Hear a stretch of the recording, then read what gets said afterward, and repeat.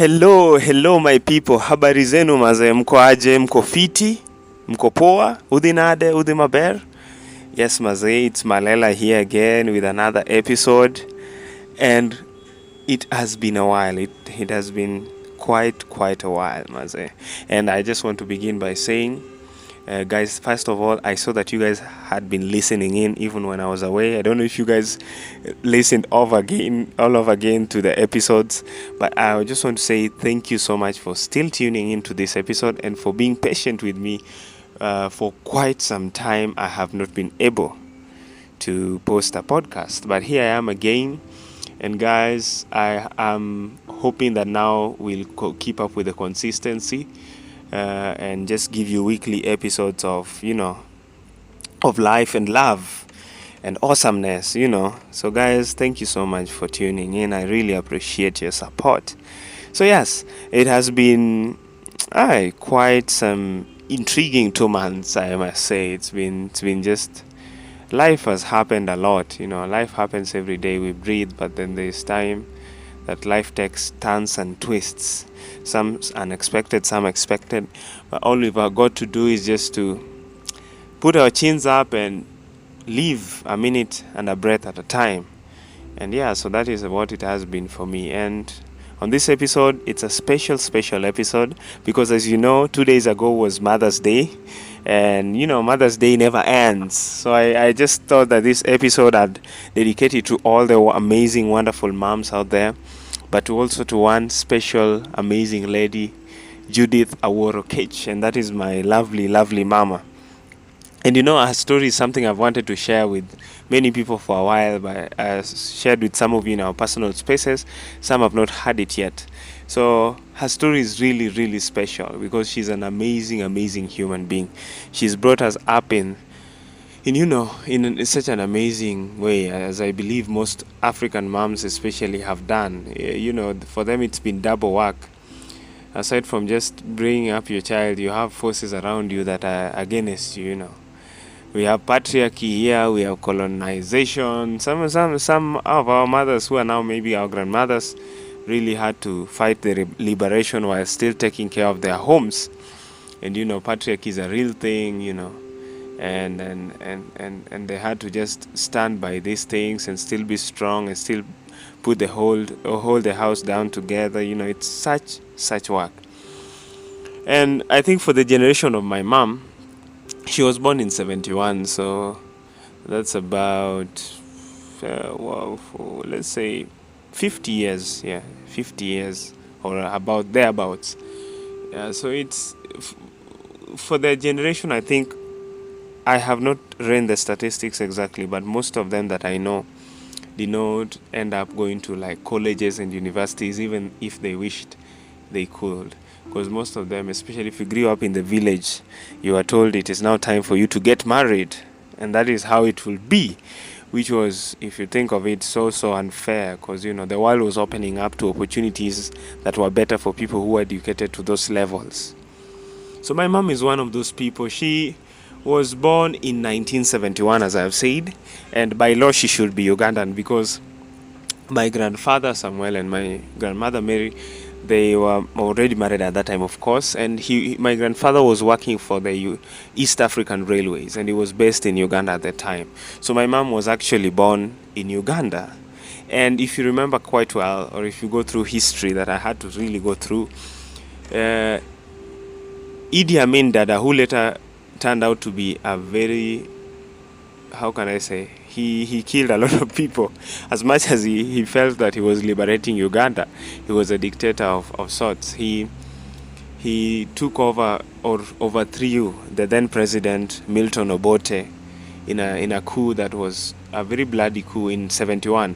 So when the coup was happening, my mom and the family was in Uganda at the time. So she was born the same year that Idi Amin Dada did a coup on Milton Obote. So this is one of the first encounters that intrigued me about her story.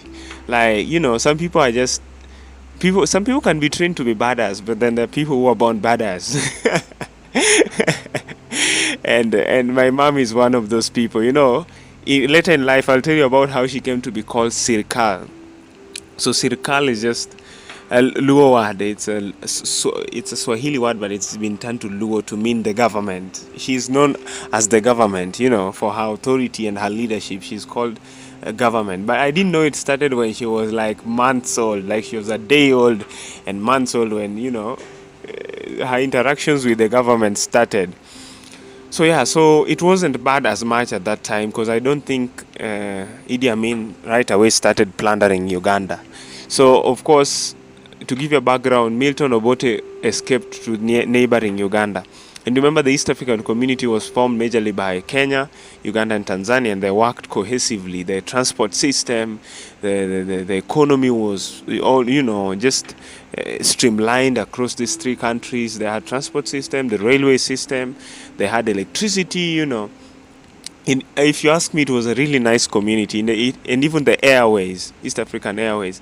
And I think if it would have been a dream that stayed on, it would have really transformed how East Africa would have been now. The countries have done well for themselves, but in that cohesion, they will have done even better. But as it turns out, even before Idi Amin Dada, there were small differences between this country. Because you remember, Tanzania was founded on a lot of socialist background, and Kenya was turning out to be more of capitalist. So some of them, there were a lot of differences in how they operated. You found that Kenya allowed a lot of Tanzanian companies to operate, and employment was at par. But Tanzanian companies were sort of reluctant, and then they wanted to employ Tanzanians themselves. So it was sort of, you'll find like Tanzania has only 4 African companies, but Kenya has several Tanzanian companies. And this ideological differences started a while back, but they found a way to work together. So when Milton Obote now moved over to seek asylum and Nyerere was the then president at that time, and Kenyatta was, of course, the president of Kenya, because he later came to die in 1979. So what happened is that Idi Amin Dada saw this and he was not happy, because Nyerere was a personal friend to Obote. So it started with strains between these people, and Idi Amin ensured that the functionings of EAC were not running as they ought to be. And Nyerere, to retaliate, also he denied the entry of some of the Ugandans into East African cooperation offices in Tanzania. There was just this push and pull.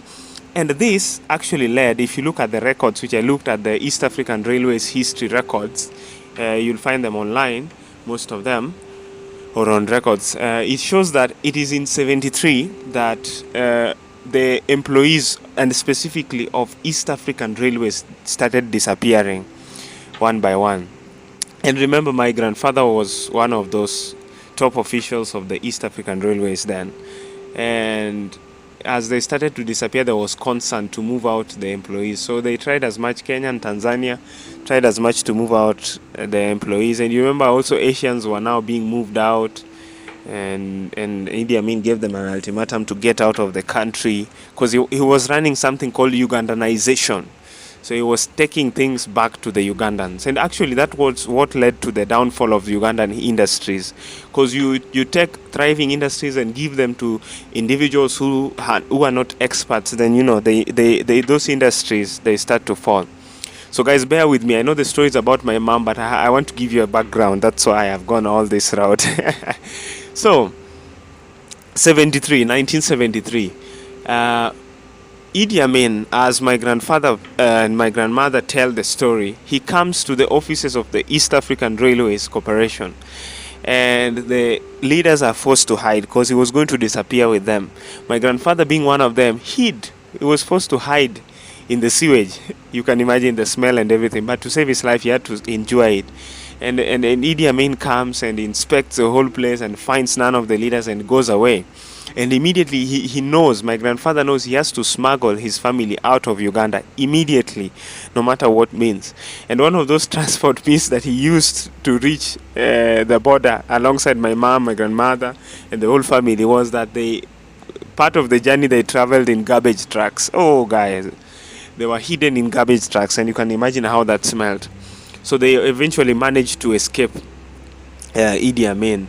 And you, as you know, he was a very ruthless man if he wanted to. And just first of all amazes me that, my mom had a brush of fate with history's one of African history's greatest dictators, and she escaped it. She was just months old. So of course they crossed over to Kenya, and she survived, and she lived through it. My grandfather went ahead to be a clerk at the port in Mombasa before eventually retiring home, where he went and settled. So of course, concerning how my mom was brought up, my grandfather was an authoritarian. He was like iron fist kind of parent, who never wanted any jokes, and he tried as much to educate my uncles as much as he could. One of my uncles is a brilliant architect, the other one is a brilliant IT person. But my mom didn't get that chance because, the general belief that I've had up to when I was growing up was that the education of boys was more important than that of girls, which is sad. But I'm happy that people are waking up to the reality that all kids need to be educated, no matter their gender. Because kids are kids and brains are brains. Brains are gender neutral. Because it doesn't matter. A girl can be brilliant, a boy can be brilliant, and either way. So one of the things my mom has come to do is to be a very strong advocate for education, and I can't forget what she usually tells us, that go as far as you can to places that I never had the opportunity to reach. And guys, don't get me wrong, going to school is very good and all, but also my mom is smart, but she never came to the university. But she's super smart, smarter than some of us who came to the university. That's talking about me, especially, and my siblings. So she's hard on us getting an education because she really wanted to. She reached her Form 4 and she wanted to go past that, and she reached her high school and wanted to go past that, but she was not able to, and it pains her till now, but she has learned to live with it. And she says, my children, take your education as far as you can, explore the world, reach places, take opportunities, things that I was never able to do. And I think my mom, her fate was cut out by God. Like she didn't get that education, but she was going to be a brilliant human being, a societal leader. So yeah, of course, now they met with my dad, and they got married at a very young age, and they had us, and it was never easy for them right from the beginning. My dad was not like top notch. She was not earning like super good when they got married. So this funny story she tells me over time, when my dad used to leave for work, she used to sell at the market most of the time. But at this time, she was just newly married, and then, she's come here, and, they're both just working hard and frustrated. So she'd wait for my dad to go to work, and then she'd sit on the rock. There was a huge rock near where they lived, and she'd sit there and then cry it.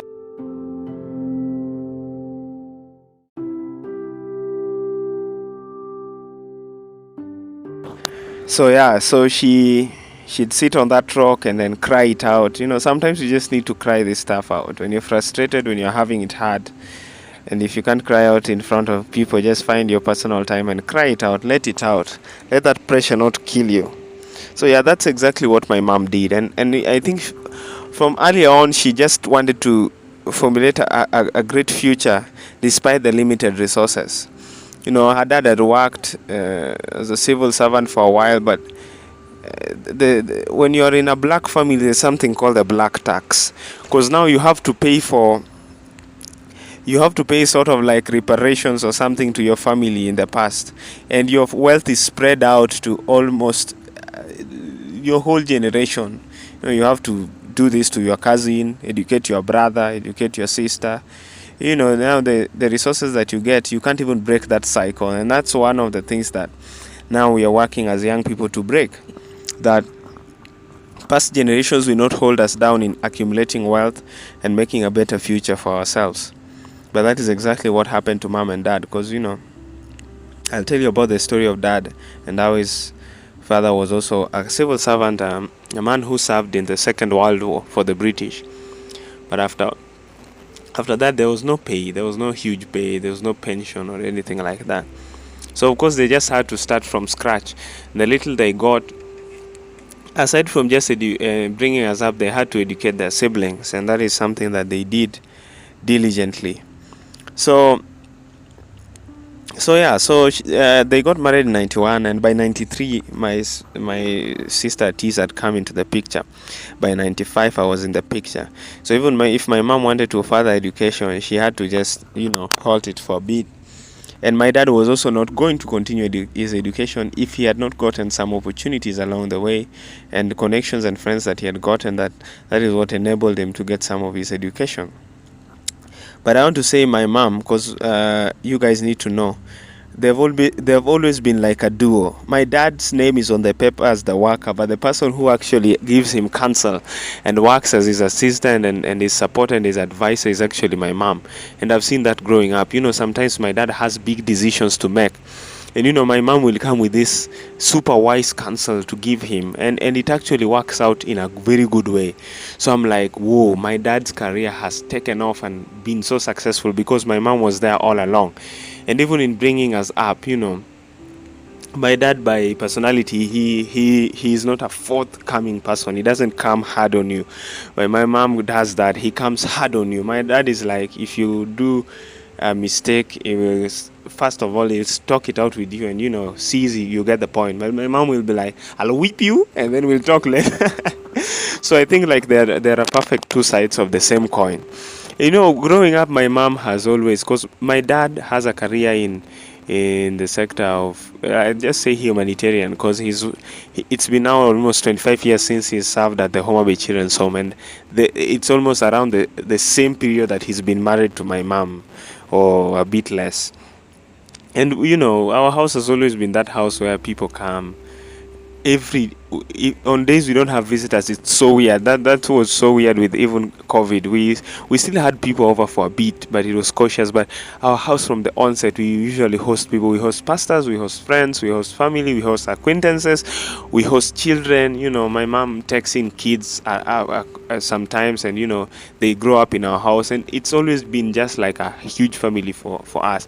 And I think that has been their calling from God, to just take care of the community in general. And my mom, we used to tease her that she's like the clinic, because people come from up country and they have to stop by our place so that our mom takes them to hospital. I don't know what's wrong with them going to hospital directly. So this just made my mom be known in the circles around our little town that we grew up in. And you'd go to the hospital, and the nurses know her. She was like a community worker, but not officially on books, but unofficially she's a community worker, because she brings in, I remember this time we had someone that I will not disclose, who was suspectedly suffering from HIV, and mom ensured she was taken there and talked to the nurses and found a counselor, and her constant doses that she had to come for. Mom used to take her there, and I'm sure if somebody saw her, she would be like, oh, your mom also has AIDS, and she was like, it doesn't matter, let them think I have AIDS. If I don't have AIDS is just a disease like any other. It's no stigmatization. So my mom has been that anchor, and some of our relatives, when the kid gets stubborn, my mom tells them, just bring them over, they'll stay with me a year or two. They go to school here at the children's home, and they'll straighten out. And even the community around the children's home, how my mom interacts with them, it's just so admirable. She's just a naturally born leader, and she's an influencer, if I may say. Even before Facebook and Instagram, she has a way she connects with the community. She knows the story of each and every single person that has ever interacted with my mom will know their story, and they'll know their struggle, and will know how to help them out, hear them out. And she carries those burdens in her heart. Sometimes I admire how my dad is like the administrative leader of that place, but I'd say the social leader of that place is my mom. She knows those stories. If this person's husband did this and this, that's what my mom will know. But my dad will just know, oh, this person is just doing this and this. And so it really helps that my mom has that side, because now she helps my dad administratively, if I may say, in making some decisions that are now, sometimes you get administrative that you forget to be human. I'm not saying my dad is not human, but there are some stories behind people's stories. Like someone will come to you, I need a leave or I need a holiday, but they can't be telling you that I have marital problems, or this is the reason I need to take a holiday. And that's why you have somebody else in the company who will tell you. They can't tell you, you're the boss, they can't tell you, but this is the reason they need the holiday. So I think my mom has been that sort of an anchor for my dad, and it's been so admirable. And how she brought us up, oh, I would say she's authoritarian, not in a bad way. I wouldn't say she was, in other cultures, people say that's abusive to beat a child, but for us, that's how we were corrected, because we were really tough kids to bring up. And I remember we were so naughty. I remember there was this time when we were kids, and showering was a tall order for us, my brother and I. The girls were better. Tis and Rebecca were better in being clean and showering. For us, it was hard, especially after you've played and rolled on the grass. If you come and put cold water on your body, it will be super itchy. So we did not really fancy showering. But I remember this time we failed to shower and brush our teeth, and my mom said, okay, this is how you want us to do it. And she picked us up and my brother and took us to the tap. It was a public tap near the house. We were little kids. You were like, oh, you people think you can do whatever you want. So she scrubbed us well. She really scrubbed us. And then she got the whiff of the smell from my mouth, and she was like, have you been brushing your teeth? And she got there and brushed my teeth. she almost brushed it with soap. And just one of those many instances. And even on this time when Atina was a bit older then, but I was still in primary school, and she told us to shower and ensure Rebecca showers, but we did not. So we noticed that she's coming from the gate, because when you're in the playing field, you can see the gate. So we're so caught up in this game, and we were like, the next minute, until we postponed too far. And then she spotted us, and then we spotted her. That short moment of spotting each other. And then we now took the race. The three of us took the race to the house to shower. In less than 1 minute before she got to the house, it was too late. And you remember this time we tried to get our clothes off, not all of them, and we scrammed in a bathroom, which was a very small bathroom. And she gets in and takes out a belt and tells us, oh, you guys, too late. I told you to shower, you did not. So it happened that we were pelting back and forth. If she's on my side, I get belted. If she's on Josh's side, he gets belted. So we kept tossing Rebecca back and forth. We keep making that joke every day. Oh my. One of those many instances that, she's been a huge authority in our lives. And just as we were adults, our authority has not stopped. She's still someone, if you make a mistake, you'll be knowing that call is going to be heavy. This one time, I think I was in high school. Oh no, I didn't have a phone until, when was that? Okay, I just remember we were adults, or almost we were teens or something. So we used to stay in the room with gadgets. Now we moved to a slightly bigger house given to us by the organization. So it was really nice to move to a bigger house. So the boys had their room, the girls had their room. So we used to spend a lot of time in our rooms. And then my mom noticed that when she does this thing where she sneaks up on you guys in the night. I would say she does a routine check of the house every night since I was a kid. It's the same way that my dad wakes up at 5 to pray and get ready for work every day. Every single day, as long as I can remember. So she does an inspection of the house, goes to the sitting room, checks if the curtains are okay, if the windows were locked, if it's raining, and those things. Routine check. So in those routine checks, she checks in on us. And in so many instances, she found that we were using our gadgets. Either they were laptops or phones. And she was not happy about it because it was affecting our sleep. She's big on sleep. She says, early to bed, early to rise, and she's big on that, even though some of us have turned nocturnal now. She noticed we were using our gadgets, and we had sockets in the bedroom near our beds. It was super convenient. So Fanny goes back to the uni, go back to where I went to. Josh and Becca go back to school. When we come back for holidays, we find that the sockets have been disabled. And she knows we are going to ask her, and she was waiting for us, and she says, if anyone wants to charge their phones, you can still keep your phones, your gadgets and everything, but you have to charge it in the living room and use it in the bedroom, and if it goes off, that's your problem. So that was her way of just mitigating our bad habit of using phones late into the night and being in the room without interacting with people in the living room. So it just forced us to know how to interact with others in the living room, because we are a house of interaction. And I remember this one time. It was Christmas Day, I remember.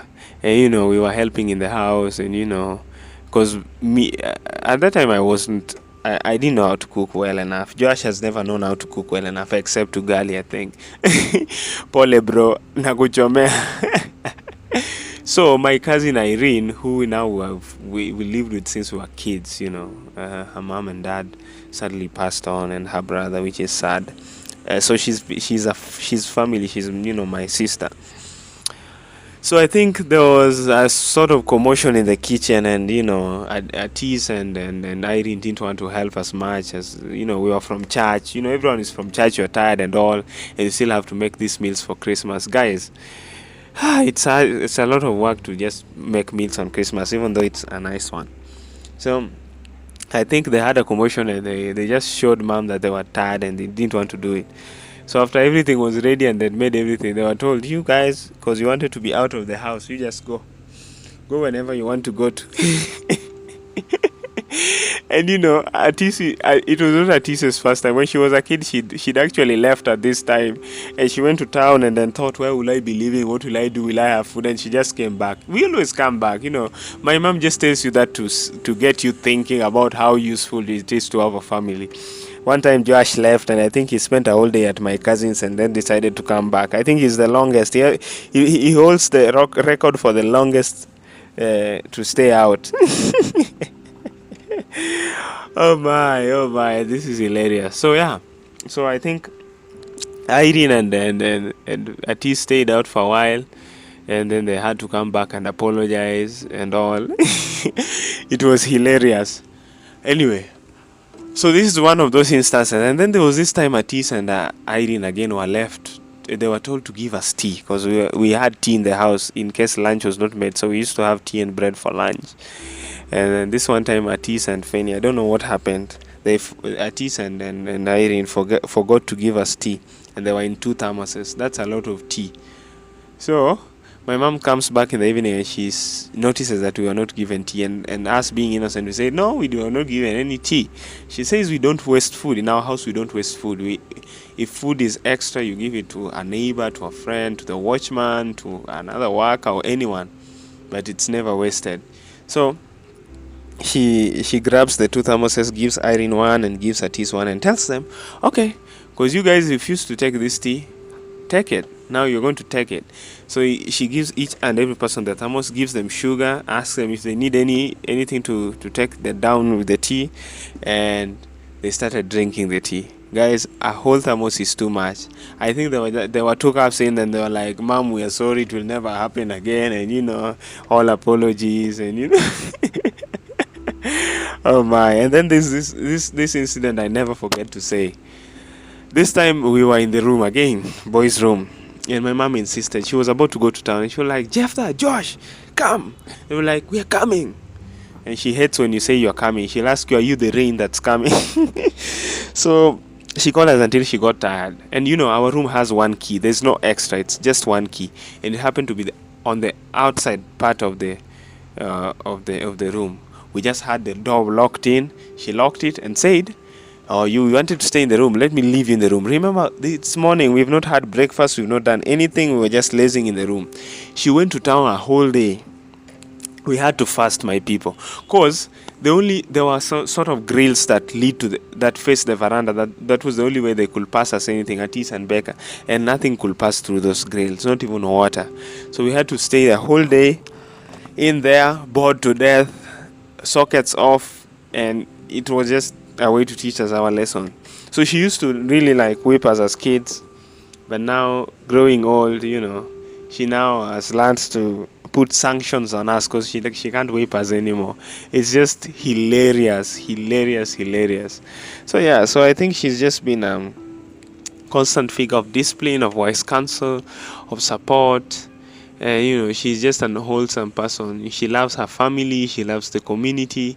She's an amazing human. Yeah, this is just one of the first instances that I've spoken, about her, and I will do another constant series. You'll hear appear in many of my podcasts in the future.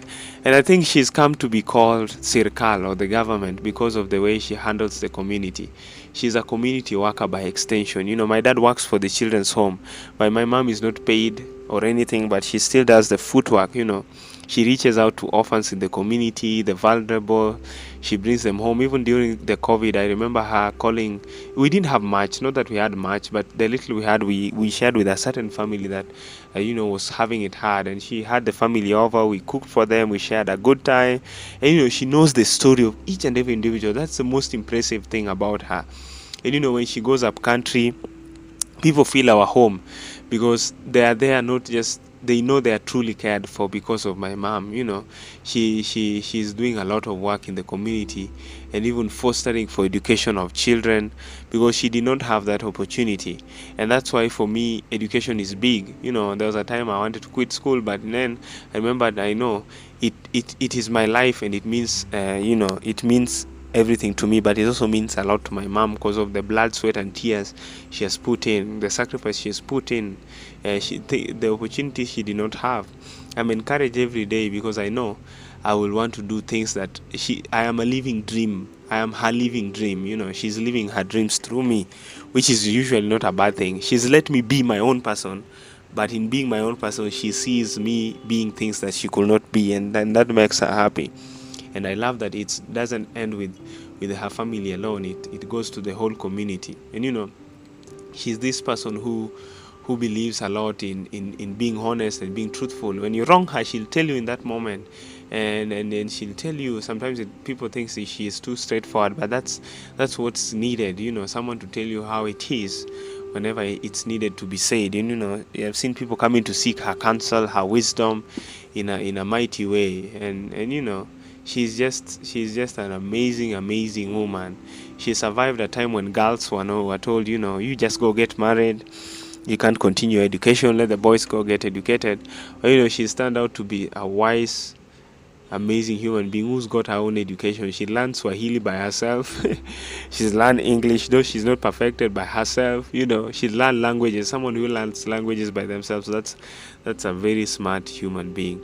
And she's super industrious. The way she does business. I remember there was one time she used to bring in clothes and shoes from Uganda and sell them. She opened her shop. She does the cereals. She does a cooking business, and she does it brilliantly. She's done no accountancy, but she keeps her money up to checks, and she's like super amazing, just like my dad. They're just like parents who are strict on expenditure, on savings and everything. And how she's supported my dad's investments, and she has counsel for us. Even for me getting into business, she's been there as a support system. So I think I really owe my mom a lot, and in the way she's been with me. I remember high school, first 2 years of high school were super turbulent. And I was a very rebellious human being. I didn't understand at one time. She said that she will not be coming for my what do we say, my visiting days. And then I was like, my mom doesn't like me, she doesn't come for my visiting days. And those who know me, I went to Homa Bay High School. It's just a fence over our home. So that, of course, means my mom is familiar with everyone in that school. She knows the watchmen, she knows the cooks, she knows the teachers. That's just how she is. She knew them even before I joined that high school. It's her community. So while in me thinking that my mom never wanted to come for my visiting days, she just wanted me to know the importance of family again, and the importance of the counsel that I refused to listen to. So of course she had these people watch over me. She had teachers check in on me and follow up with me, and keep me disciplined. So she was like at the back end, but still checking in on me. I came to know this years later now. And she gathered this whole community just to ensure that I got back on track, and graduated high school with flying colors. And I, from an E student, I got my good grades, some A's and B's, and got to university directly. And that was an amazing feat. She gathered a whole team. And in me thinking, my mom doesn't like me, she doesn't come for my visiting days. She had a whole plan of just being there. And another important, she's been present in some of the major events in my life, especially for my eyes. If you guys know, I'm short-sighted, and it occurred later in my life. I was about 13 when this happened. At first it was because I was naughty all along. Teachers had it hard believing that I had eye problems. But the first time I went to hospital for checkup, she was there with me at Homa Bay Hospital, and almost the 7 times I went to Sabatia Hospital, that is in another in Western Province. It's in Vihiga. She was there with me. When I was transferred to another hospital in Bomet, she was still there with me, which we faced another drama I will talk about in another episode. She's just been present in these major events in my life, just being there as a figure to stand in and stand by me. And she was also there when I had a cartilage operation, in my second form 2 in high school. She was still there for me. So with all these travels, hospital visits, support, she's been there constantly. My dad has been, but my mom is just like the person who makes the house, run on the ground. She's been there for all of us. I remember when my brother Josh had heart problems. My mom traveled with him all the way to Nairobi and stayed days Kenyatta Hospital until he was well again. She's been there for visiting days. I think she's gone for more visiting days than my dad, even for little Rebecca when she was in high school. And she knows all these routes. She knows the teachers. She knows everyone. She's just been there. Like, she makes things run even in the house. She noticed that she was spoiling us with how everything was provided, because we've never lacked food. No matter how hard it got in the house, we never ever lacked food. And that's one thing I give to my parents. We never lacked food, not a day. We never lacked food, and they always ensured it was there even when it got really bad. So her system was so efficient that there was always something to eat at supper time. And we realized it was hard when she started asking us, what are we eating for supper today? Guys, that is the hardest question. Always hardest question. It's even harder than cooking or making the supper. What are we having tonight? And she has ensured we have food, And she goes to the market, and we make this hilarious joke about how we have market days. It's a thing in Kenya. I don't know if it's a thing in other places. And not only in Kenya, I don't think it's a thing in Nairobi. Oh, Masai Market maybe. But I think Uko Ushago, we have market days. And in Homa Bay, our town, we still have market days on Wednesday. So if you go with my mom to the market, we call her a member of parliament, because the way you'll stop at almost all spots in the market. She knows everybody. She's a friend of the fishmongers, the clothes sellers, the food sellers, everybody. So we have this running joke where you say, if you're going with mom, just go and wait for her at the place you agreed you're going to, and then she'll walk through all her places, and then she'll make you arrive there. And I think for me, my stories have people's stories, because that's what I write people's stories as much as they are my stories. I think I owe it to her because of the way she's made me interact with the world. She's opened me up to the world. She's contributed to my personality, and she's taught me how to interact with people. She's taught us, all my siblings, how to interact with people, how to host visitors, how to love people, how to listen to people, how to hold the stories of people. And that is one of the major lessons we picked from her. So, when I go to the market, sometimes I follow a different route, because there's a route I follow. I have to greet everyone, because they know me through my mom, and now they know me. So I have to stop and say hi, and catch up. It's really hilarious. She's just a community person. So I think she's turned out to bring up amazing children, have an amazing family, amazing community, and I think even despite her not going to the uni and all, she's cut something for herself. She's turned out to change people's lives, and that is a legacy that will forever live on. And I think most of us, that's what we yearn for. We yearn to bring a change to people. We yearn to just impact others and leave a mark in the world. A mark is not an scientific invention. Sometimes it's just about how you change other people's life, the joy you bring to other people's lives. And I think my mom has done that by all means. So that's why it's up to us now to make it.